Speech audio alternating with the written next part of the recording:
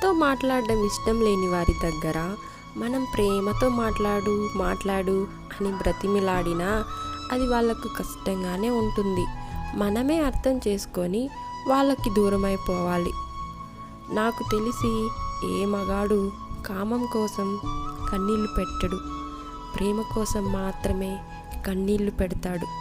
అలాంటి ప్రేమలు ఎన్నో తాళి కట్టకుండానే ముగిసిపోతున్నాయి. చూడు బంగారం, నువ్వు నాతో కాకుండా వేరొకరితో మాట్లాడుతున్నావని నాకు తెలుసు. కానీ నిన్ను అడగలేను, ఎందుకంటే నువ్వు లేని జీవితాన్ని ఊహించుకోలేకపోతున్నాను.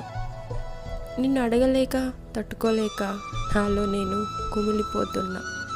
నీకు నేను అవసరం లేదని తెలుసు, కానీ నా మనసుకు తెలియదు కదా. దాచినంత మాత్రాన ఏం వస్తుంది? తప్పుగానే మిగిలిపోతావు.